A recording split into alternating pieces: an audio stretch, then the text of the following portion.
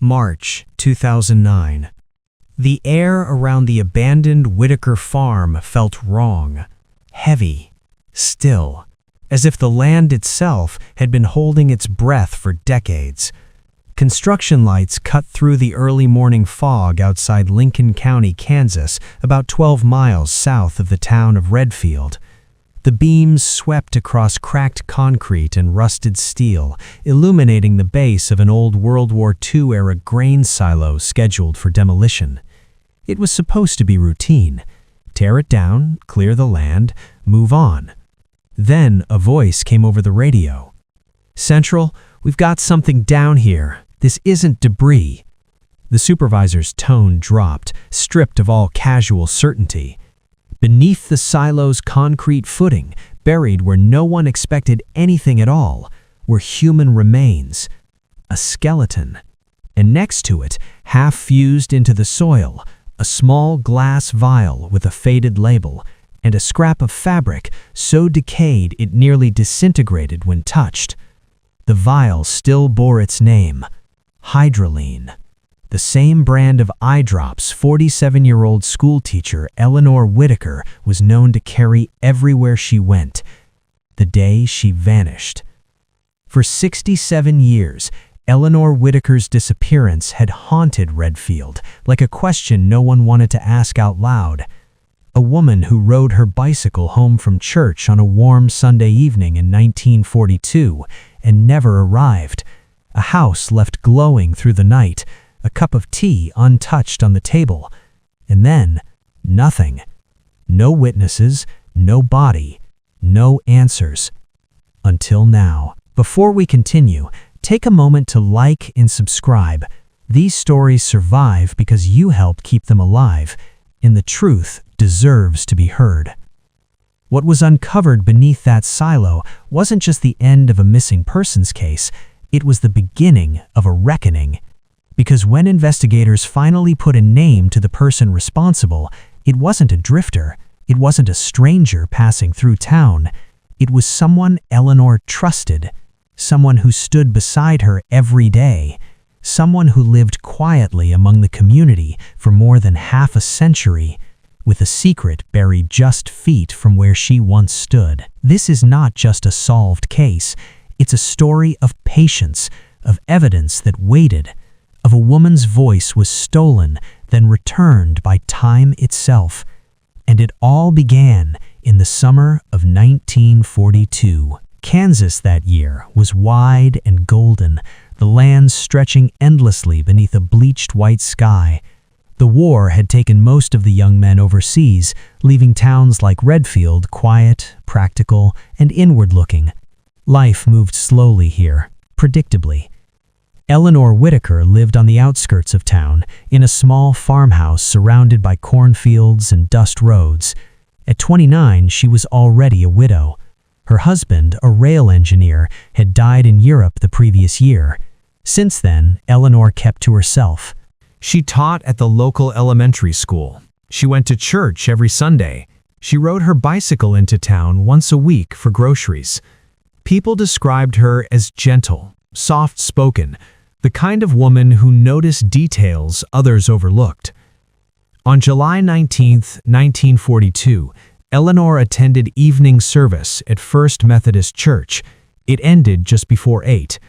Several congregants later told police they remembered her sitting alone near the back, hands folded, eyes fixed forward. She didn't linger, didn't chat. She slipped out before the final hymn and mounted her bicycle in the warm dusk. A pale blue dress, a light jacket, pedaling west toward home. By midnight, the lights in Eleanor's house were still on. From her kitchen window, her neighbor and close friend Margaret Cole, a local nurse, noticed the glow through the cornfields and assumed Eleanor had fallen asleep reading. It wasn't unusual. But when morning came, the lights were still burning. Margaret walked over just after sunrise. She knocked. No answer. The front door was ajar. Inside, the house was silent. Eleanor's bicycle stood neatly on the porch. Her purse hung on its hook. On the kitchen table sat a cold cup of tea and a folded dish towel. Nothing looked disturbed, and yet, Eleanor was gone. Margaret felt it immediately, that sharp, sinking certainty that something had gone terribly wrong. She hurried back to her house and lifted the wall-mounted telephone. Her voice trembled as she spoke to the county dispatcher. "I need to report someone missing." Sheriff Frank Dalton received the note just after 10 that morning. He was 46, methodical, and deeply familiar with rural disappearances. Most were simple, temporary. This one felt different. Lights left on all night didn't happen here. Dalton and his deputy, Ray Mercer, drove out to the Whitaker farm in silence, dust kicking up behind their Plymouth as heat shimmered off the road. What they found unsettled them. No signs of forced entry, no packed bags, no missing clothes, food still fresh in the fridge, a Bible open on the nightstand, a suitcase untouched in the closet. Eleanor hadn't planned to leave. Behind the house stood the old grain silo. Dalton noticed the ground near its base was oddly smooth, compacted, as if recently disturbed. Margaret explained she sometimes burned trash there. Dalton made a note. He didn't know it yet, but he had just stood feet from the truth. As the sun dipped low over the Kansas plains that evening, Dalton wrote a single line in his notebook. Voluntary departure, unlikely. The wind moved through the corn like a whisper, and somewhere beneath the concrete, Eleanor Whitaker waited. The following days passed under a harsh Kansas sun, each one pressing heavier on the Whitaker farm like an unspoken accusation. Sheriff Frank Dalton didn't like cases that stayed quiet. Silence, in his experience, was never empty. It was packed tight with things people didn't want to say. By Monday morning, he ordered a full ground search of the Whitaker property and the surrounding acreage. 8 deputies, a handful of farmhands, and 2 borrowed tracking dogs gathered at the wooden gate just after dawn.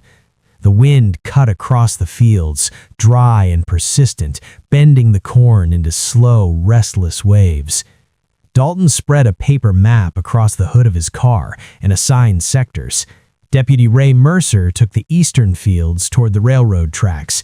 2 men checked the old well south of the house. Others swept the barn, the sheds, the tree line. No one spoke much. Tools clinked. Dogs strained against their leads. Dalton moved methodically, eyes always drifting back to the silo. The ground there still bothered him.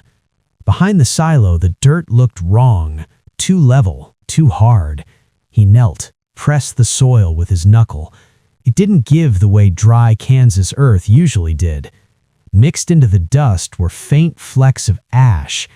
He asked one of the farmhands, "Anyone pour concrete here recently?" The man shook his head. "Not that I know of. That silo's been there since before the war." Dalton marked the spot on his map, took photos, covered the area with a tarp to protect it from the wind. By noon, the search had turned up nothing.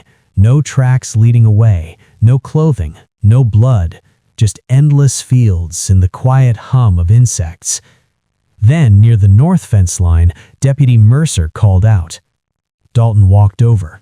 Caught on a strand of barbed wire was a thin cotton glove, beige, weathered but intact.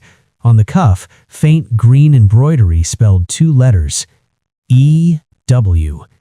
Eleanor Whitaker. Dalton removed it carefully, sliding it into an evidence bag. The glove wasn't torn, there was no blood. It looked as if it had simply been placed. He stood there longer than necessary, staring toward the house, then back toward the silo. That glove didn't belong on a fence. Back at the sheriff's office, the glove was examined. No fibers, no hair, no sign of struggle. Clean. Too clean. Dalton wrote another note. Evidence pristine. Unnatural. That same afternoon, Dalton began canvassing the town. At the general store, the owner recalled seeing Eleanor Friday morning. She'd bought coffee and sugar, nothing else, no supplies for travel. At the church, the pastor confirmed Eleanor left early, alone. Then came the paper boy. 14-year-old Tommy Hale stood with his bicycle, eyes darting nervously as Dalton asked his questions. Tommy hesitated, then said he'd seen something odd that Saturday morning. A green pickup truck parked near the Whitaker barn. Mud on the tires. Dark mud, not local dust. And Miss Cole was there, he added, carrying a metal bucket like she was cleaning something. Dalton thanked him and sent him home. Margaret Cole hadn't mentioned a truck. She hadn't mentioned being there early. Dalton drove straight to her house. Margaret answered the door calmly, almost too calmly. She wore a pressed dress and had already set out coffee, as if expecting them. Her statement was smooth. She said she stopped by Eleanor's house around 8, dropped off medicine, stayed a few minutes, then left. Didn't notice anything strange, didn't see any vehicles, didn't hear any noise. When Dalton asked why she waited nearly 2 hours to report Eleanor missing, Margaret shrugged. "I thought she'd gone into town. Eleanor needed a change sometimes." Dalton watched her hands as she spoke. They gripped the edge of the table tightly, knuckles pale. She never once asked what the deputies had found. That night, Dalton sat alone in his office, replaying the timeline. Eleanor vanished after church. Margaret was at the house early the next morning. A truck was seen. A glove turned up in the opposite direction Eleanor would have walked, and the ground behind the silo was disturbed. But none of it was enough. In 1942, suspicion wasn't evidence. By the end of July, the official conclusion was written in careful, reluctant language. No body recovered, no definitive evidence of crime. Case remains unresolved. Dalton hated the words as he signed them. Weeks turned into months. The Whitaker house stayed locked, collecting dust. The fields grew tall. The war demanded attention elsewhere. Eleanor Whitaker became a story people told in lowered voices, then stopped telling it all. In the spring of 1943, something unexpected happened. Margaret Cole filed paperwork at the county registrar's office, a power of attorney authorizing her to sell Eleanor Whitaker's farm. The document bore Eleanor's signature, notarized in Topeka, legal, clean, unquestioned. Dalton stared at the copy when it crossed his desk. The signature looked right at first glance, same slant, same looping E, but something in it felt slow, imitated. He made a note to verify the notary. Then Margaret sold the land. 2 weeks later, she sold her own house, and then she disappeared from Redfield. No forwarding address, no farewell. Just gone. Dalton drove out to the Whitaker farm one last time before the file was officially archived. The silo still stood, casting a long shadow across the hard-packed earth. He remembered kneeling there months earlier, feeling something wrong beneath his hand. He wrote one final line in his notebook before closing the case. "If the truth is buried, it will wait." For decades it did. The file was boxed, labeled, and shelved in the state archives. Eleanor Whitaker's name faded into yellowing paper and forgotten drawers. Frank Dalton retired, then died. Margaret Cole lived out her life quietly in another town, carrying something no one ever suspected. Until the silo came down, and the ground finally gave up what it had been holding. When the remains were uncovered in 2009, investigators reopened the old file. They matched the vial to Eleanor's belongings, the glove embroidery, the age, the location. Forensic tests confirmed it. Eleanor Whitaker had never left. She had been poisoned, buried, and sealed beneath concrete poured just months after she vanished. By the time authorities named the person responsible, it was too late for justice in court. Margaret Cole had died years earlier. But the truth, long denied daylight, was finally spoken aloud. Eleanor Whitaker's story ended where it began, on the quiet edge of a Kansas field, beneath a silo meant to hide her forever. And in the end, it didn't. For months after the remains were recovered, the Whitaker farm sat sealed behind temporary fencing. What had once been just another abandoned patch of Kansas land was now treated like sacred ground. Deputies guarded it day and night, not because anyone might trespass, but because everyone finally understood what it had been hiding. The official reopening of Eleanor Whitaker's case triggered a quiet storm inside the Lincoln County Sheriff's Office. Boxes long forgotten were pulled from storage, yellowed reports, faded photographs, handwritten notes made by men who were no longer alive to explain them. At the center of it all was Sheriff Frank Dalton's old file. Every detail he'd questioned in 1942 suddenly mattered. The glove, the truck, the letter. The letter was the first domino. Filed as evidence in the original investigation was a single handwritten note discovered days after Eleanor vanished. It had been found in the bottom drawer of her writing desk, unsealed, folded neatly as if meant to be discovered. Dear Margaret, I've decided to go to Topeka for a few days. I need to look for work and clear my head. Please keep an eye on the house. Eleanor. For decades, that note had been the reason the case was quietly categorized as a possible voluntary departure. It was the paper shield that kept suspicion from becoming accusation. Now, under modern scrutiny, it cracked. Document examiners enlarged the ink strokes under magnification. They compared the note to Eleanor's bank signatures from 1940 and 1941. At a distance, the handwriting looked similar, but up close, the differences were impossible to ignore. Eleanor's real signature was decisive, confident, sharp on the downstrokes. The letter's signature hesitated. The pen paused where Eleanor never paused. Pressure shifted inconsistently. Certain letters, especially the capital E, looped wider than they should have. It looked like someone copying a memory of Eleanor's writing, rather than writing naturally. Then came the comparison that changed everything. In a box of personal items recovered after Margaret Cole's death in 1981, investigators found a small leather notebook. Most of it was mundane: shopping lists, medication reminders, addresses. But the handwriting inside was unmistakable. Rounded, careful, slightly slanted to the right. The same hand that had written the letter. 16 matching characteristics were identified. Under state forensic standards, 12 were enough for confirmation. The conclusion was final. The letter had not been written by Eleanor Whitaker. It had been written by Margaret Cole. That discovery reopened every other document tied to Eleanor's disappearance, including the 1943 power of attorney that allowed Margaret to sell the farm. When that signature was examined under the same conditions, the results were identical.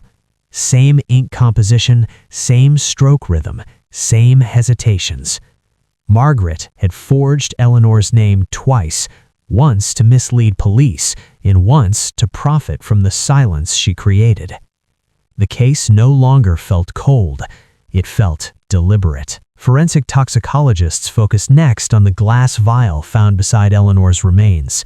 Hydroline was common in the 1940s, an over-the-counter eye solution, harmless in small doses, deadly in concentration. Inside the vial, analysts found residue far stronger than anything sold commercially. To reach that potency, someone would have had to evaporate dozens of bottles and reconstitute the compound manually. This wasn't an accident. It wasn't self-inflicted. It was preparation. And Margaret Cole had been a nurse. She understood dosages. She understood chemistry. She understood how long it would take for the drug to stop breathing. The final reconstruction came together slowly, like a picture emerging from fog. Investigators believe Eleanor returned home from church that Sunday evening. She made tea. She set her towel on the table. Margaret came by shortly after. Perhaps she brought medicine. Perhaps she brought conversation. Perhaps she brought the vial already prepared. At some point, Eleanor ingested the poison, mixed into her tea most likely. The drug would have rendered her unconscious within minutes. Death would have followed soon after. What came next required strength, access, and time. A vehicle, the green pickup, was brought onto the property. Eleanor's body was moved behind the silo. A shallow grave was dug. Then Margaret waited. She waited weeks, months. In 1943, after filing forged documents and securing legal control of the land, she returned one last time. Concrete was poured. The silo foundation sealed Eleanor into the earth, a permanent solution. For nearly 70 years, it worked. Margaret Cole lived quietly. She never married, never spoke publicly about Eleanor again. When she died, her obituary listed her as a homemaker. No mention of nursing, no mention of Redfield, just a life neatly wrapped and closed. But the land remembered. Concrete cracks, paper fades, and truth waits longer than lies ever can. In a final act of resolution, Eleanor Whitaker was laid to rest properly in the Redfield Cemetery, her grave marked with a simple stone bearing her name and the year she died, not disappeared. At the dedication, an investigator read from Frank Dalton's original notebook, a line written in pencil that had nearly been erased by time. "If the truth is buried, it will wait." It had. And when it surfaced, it told the story Margaret Cole never wanted heard. A story of trust broken, of patience abused, of a woman erased then returned. Eleanor Whitaker didn't leave Redfield in 1942. She never chose to vanish. She was silenced. And now, finally, she was heard. Margaret Cole's life after leaving Redfield was so quiet, so unremarkable, that it almost felt intentional. Records showed she resettled in a small town outside Wichita, renting a modest house and listing her occupation simply as caretaker. She avoided hospitals, avoided churches, avoided anywhere people might ask questions about her past. To those who knew her later, she was polite, reserved, and deeply private. The kind of person neighbors waved to, but never really knew. And that, investigators would later conclude, was no accident.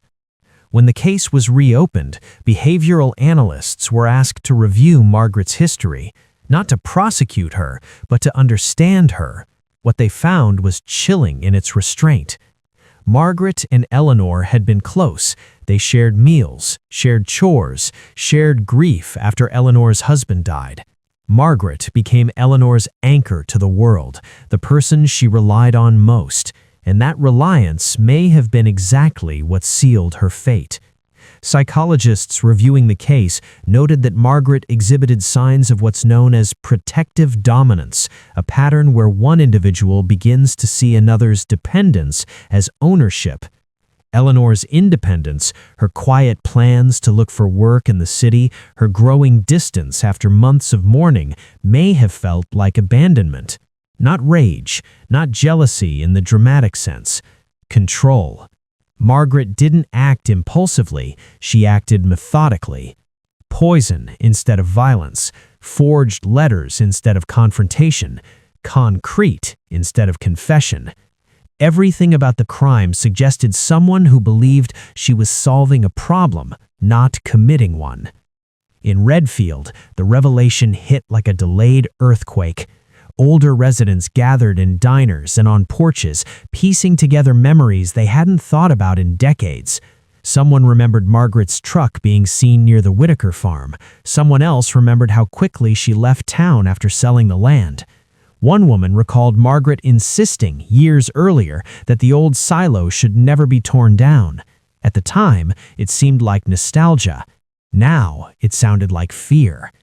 The sheriff's office received letters from people who felt guilty for never asking more questions, for accepting the letter at face value, for letting Eleanor fade. But the truth was harsher than guilt could fix. In 1942, there had been no body. No forensic tools, no legal authority to dig into concrete on a hunch. Frank Dalton had done everything he could with what he had, and it haunted him until the end. Among his personal effects, his family later found a small notebook, separate from his official logs. Inside were only a handful of entries. The last one, dated weeks before his death, read, "She didn't leave. I know that now. I just couldn't prove it." That line was read aloud during the final case briefing in 2009. There was silence in the room afterward. Not because anyone disagreed, but because there was nothing left to say. The district attorney issued a public statement confirming that had Margaret Cole been alive, she would have been charged with first-degree murder, fraud, and obstruction of justice. The evidence met every standard. But justice, delayed by nearly 70 years, arrived only in truth. Eleanor Whitaker's name was cleared, her story rewritten. No longer missing, no longer uncertain, she was a victim of homicide. And she mattered. At the site of the old silo, a small plaque was installed at the edge of the field. It didn't mention Margaret. It didn't mention the crime. It simply read, Eleanor Whitaker, 1913 to 1942. May she never be forgotten again. The land around it remained quiet. Cornfields still waved in the wind. The sky still stretched endlessly overhead. But the silence no longer felt empty. It felt resolved. Because some stories don't end when they're buried. They end when they're finally told. When Eleanor Whitaker's remains were formally identified, the call went out to the last living member of her family. Her niece, Claire Whitaker, lived in Des Moines. She was 72 years old and had been a child when her aunt vanished. For most of her life, Eleanor existed only as a photograph on the shelf and a name that made conversations go quiet. Claire arrived in Redfield 2 days later.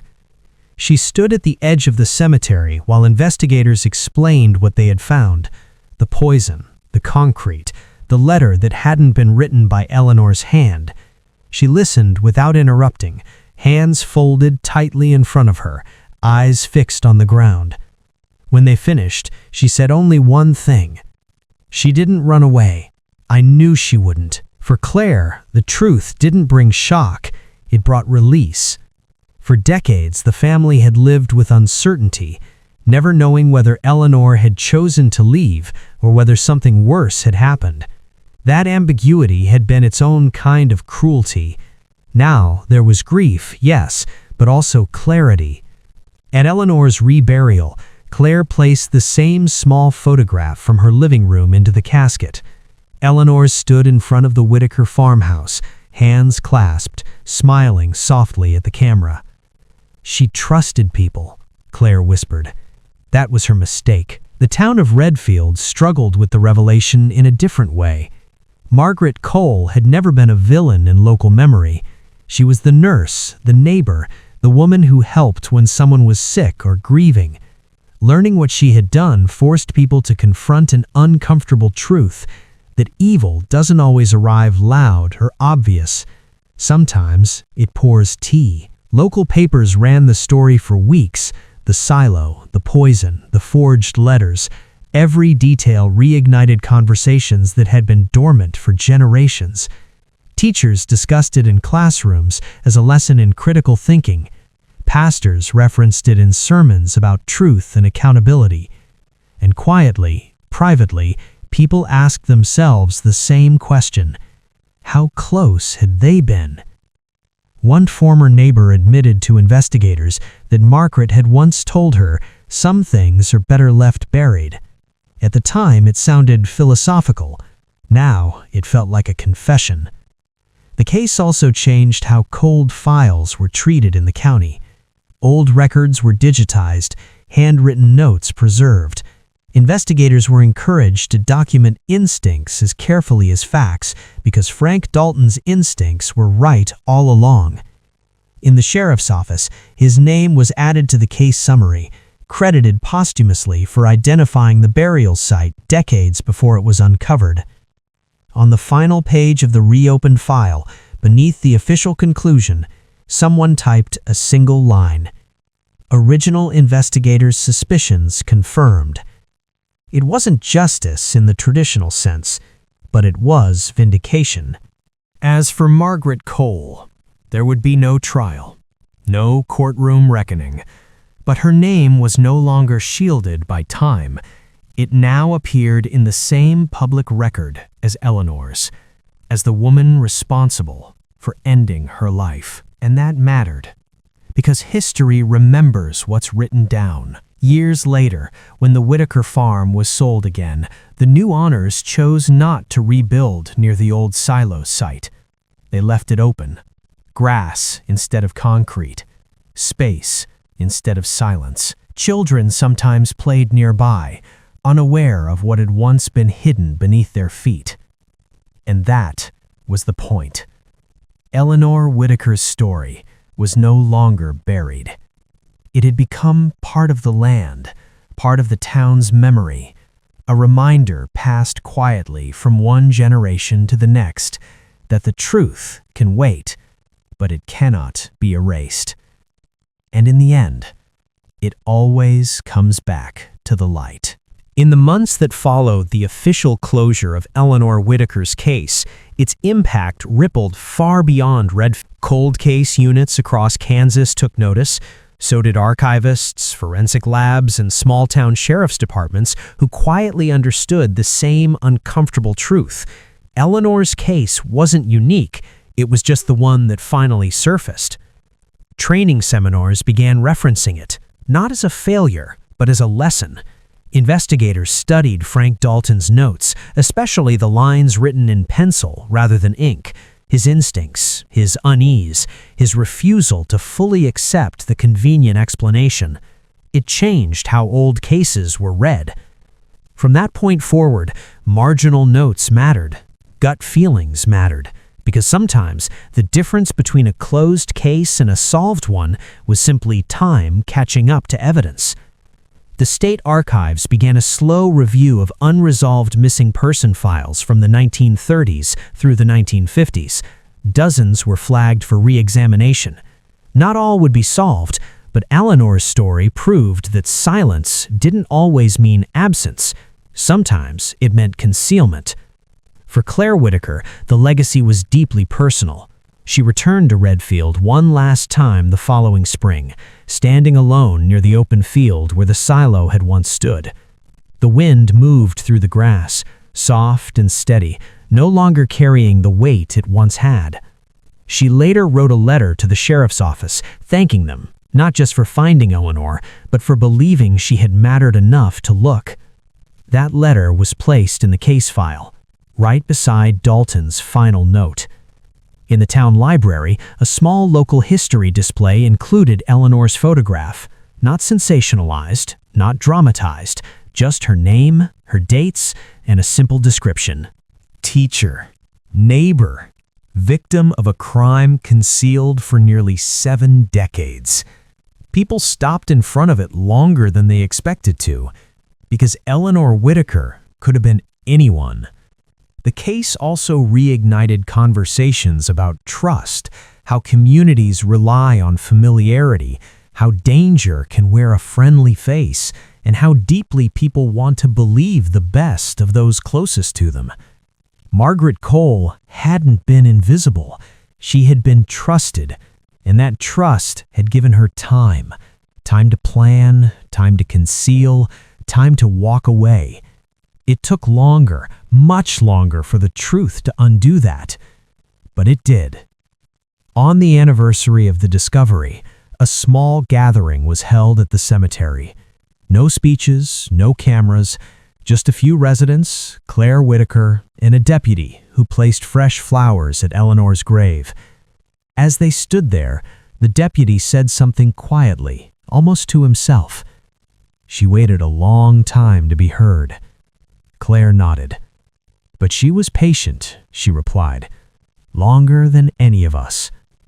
The wind moved through the trees. Somewhere in the distance, a train whistle echoed across the plains, just as it had on the night Eleanor never came home. Time had passed, but the story remained. And it would remain, told and retold, not because of how it ended, but because of how long it refused to disappear. Because Eleanor Whitaker was never just a missing person. She was a truth buried under concrete. And truths, no matter how deep, always rise. The morning the silo came down, no one expected history to surface. The demolition crew had arrived before sunrise, coffee steaming in the cold air as machines idled on the edge of the old Whitaker property. To them, it was just another job, another abandoned structure, another deadline. They couldn't have known they were standing on the edge of a story that had waited nearly 70 years for this exact moment. When the excavator's bucket cracked through the concrete foundation, the sound echoed across the fields like a gunshot. Dust rose in a gray cloud, settling slowly over the grass. At first, it looked like nothing more than broken slab and packed dirt. Then, someone saw white bone. The work stopped instantly. By the time law enforcement arrived, the site had fallen silent. Machines were shut down, workers stood back, hats in their hands, as if instinctively understanding they were no longer part of a construction job, but something far heavier.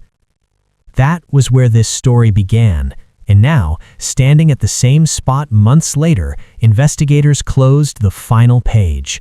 The silo was gone completely. No concrete, no steel, just an open patch of earth where the truth had finally broken through. Sheriff's deputies removed the last of the temporary fencing. The land was returned to its owner. Officially, there was nothing left to investigate. Unofficially, everything had been uncovered. The final report was filed in the state system under a revised classification. Eleanor Whitaker. Homicide. Solved. Offender deceased. No appeals, no addendums, no unanswered questions. Just facts. Eleanor Whitaker had been poisoned with a concentrated chemical compound derived from eye drops. She died in her own home. Her body was buried behind the silo. Concrete was poured to conceal the crime. Letters were forged, property was sold, the suspect fled and lived out her life undetected. Every piece fit. The land transfer, the handwriting, the vials, the concrete dating, the glove caught on the fence. What once looked like coincidence had revealed itself as careful design. At the edge of the field, a single marker remained. Small, unassuming, easy to miss if you didn't know where to look. It wasn't a memorial, not officially, just a flat stone placed by Claire Whitaker, engraved with Eleanor's name and the words, "She was here." No mention of how she died, no mention of who did it, just acknowledgement. Because for decades, Eleanor Whitaker's greatest injustice hadn't only been her death, it had been her erasure. Back in Redfield, the story settled into local memory, not as gossip, not as rumor, but as fact. Parents told their children, teachers referenced it in history lessons, not to scare, but to remind that evil doesn't always look evil, that patience can outlast lies, that silence is not the same as absence, and that sometimes justice moves slower than a lifetime, but it moves all the same. In the county archives, the old metal drawer that once held Eleanor's file now sat empty. The folder had been digitized, preserved, and flagged as a solved cold case, one of the oldest in state history. On the final scanned page, beneath the typed conclusion, someone had added a handwritten note in blue ink. Truth recovered. No signature. It didn't need one. Years from now, the Whitaker farm will likely change hands again. New fences, new buildings, new lives layered over old soil. And most people who pass through will never know what happened there in the summer of 1942. But the land will remember, because it always does. The story of Eleanor Whitaker didn't end when she vanished. It ended when the ground finally spoke. And when it did, it said what had always been true. She never left. She was taken. And after nearly 70 years of silence, she came home. This has been the story of a disappearance that refused to stay buried, of evidence that waited patiently beneath concrete and time, and of a woman whose voice was finally restored. Justice delayed, but never denied.